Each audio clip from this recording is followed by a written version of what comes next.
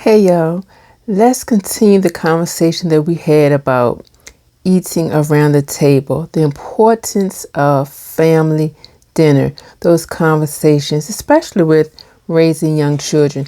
In the previous video, we discussed how, children oftentimes do better when they have family meals. And tonight I wanted to share something from the same book that we talked about in the previous video, that even in the Bible, there are several scriptures talking about the table, the importance of gathering around the table. And tonight, I want to read those scriptures to you. In Exodus 25:23, it says, "Make me a table." Exodus 25:30, "Put the bread of the presence on the table before me at all times." Exodus 37:16, "They made from pure gold the articles for the table, its dishes, cups, bowls, and pitchers." Now y'all know I discussed the dishes in the first video, how much I love dishes and how the importance of just setting your table. I said that you don't have to be extravagant. I said you just keep it simple, make it pretty. If you don't have the extra funds to go and buy expensive china, use what you have. Even if it has to be paper plates, paper cups, make it colorful, make it pretty, okay? The most important thing is that you're sitting around the table with your family. You have provided an atmosphere, be it a husband and a wife or family, or maybe you're just single. Even being single, setting the table is just something about, we eat with our eyes. So when we set the table, it's like, oh, the fact that someone did this for you, it's like so special. Even if you do it for yourself, celebrate you because you're worth it. And get you a beautiful glass, some beautiful flatware, beautiful plate, table for 1, table for 2, table for 10, whatever your family size is. But get the children out the room, gather them around the table. They even can participate when it comes to setting the table. Who wants to set the table today? Who wants to wash dishes? Children think washing dishes are fun when they're young. When we get old, it's like, oh my God, but, it's about creating memories and providing an atmosphere for conversation, okay? Now let's get back to scriptures. Oh, I love this one. Check this out. 2 Samuel 9:7. "You shall eat at my table regularly.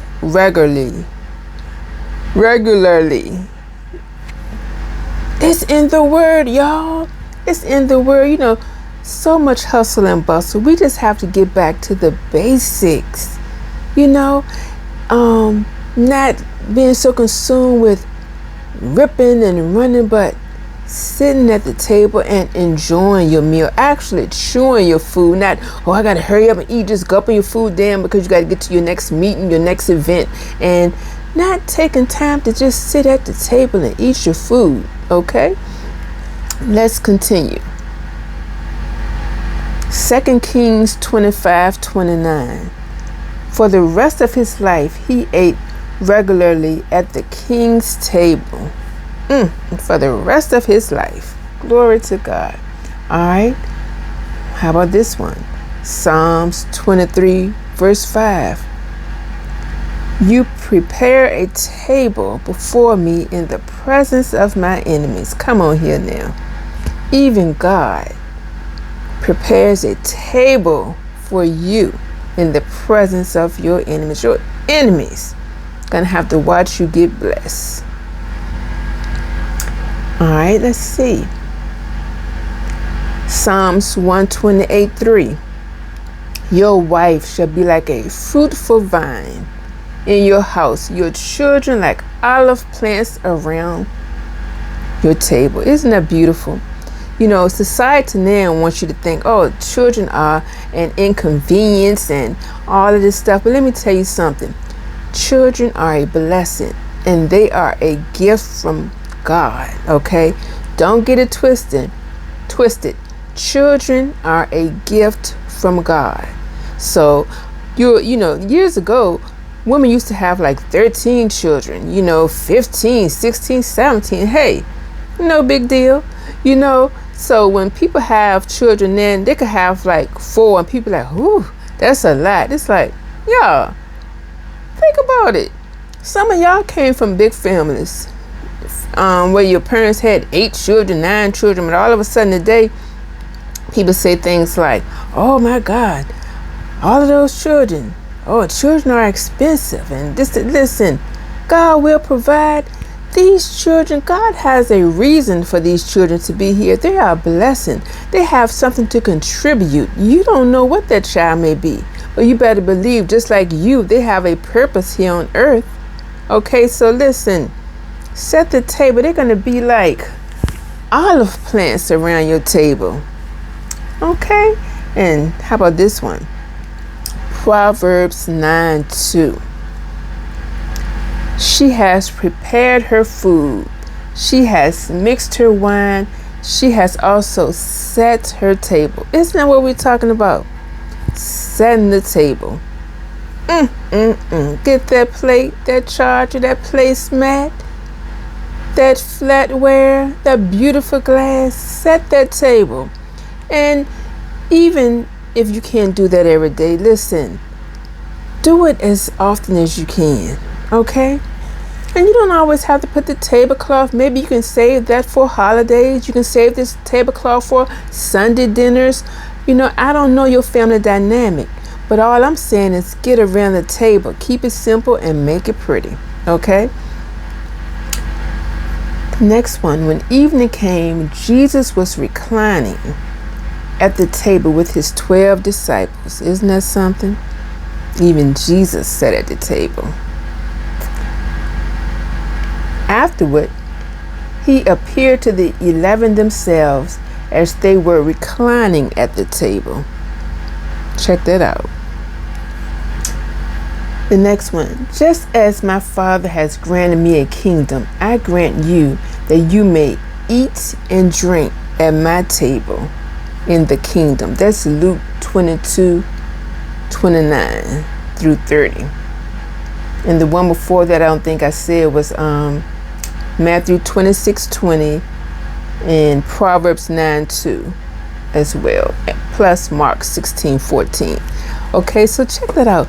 God cares so much about that table. And oftentimes, people, it's something like a table, you just kind of like, oh, well, some people have even taken the dining room table out, they're just using it for whatever. Hey, whatever. But all I'm saying, if you have a table there, use it, and instead of, this one eating there, that one eating there, hey, put the food on the table, put the casserole dish there, have a taco night, have a potato night.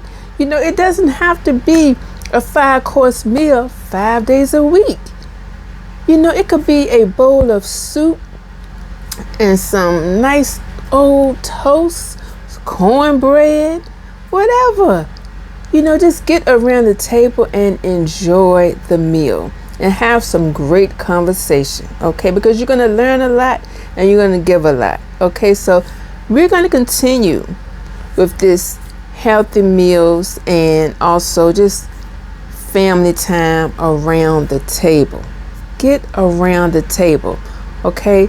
Add that back into your schedule because we're adding everything else, gotta do this, gotta do that, so, how is that working for you?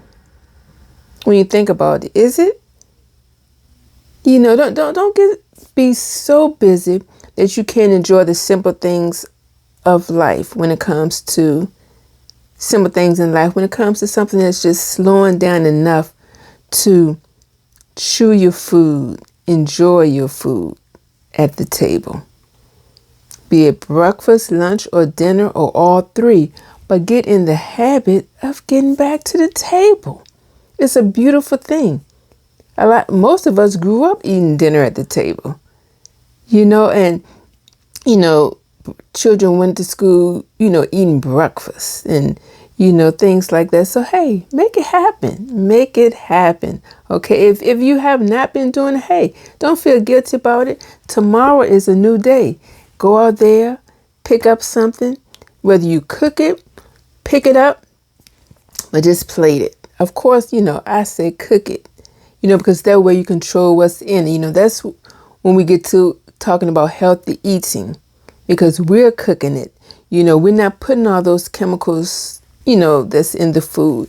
However, you may not have the opportunity to cook every night. Okay, so if you have to go pick up something, so be it. Take it out of that package or whatever that you got it in.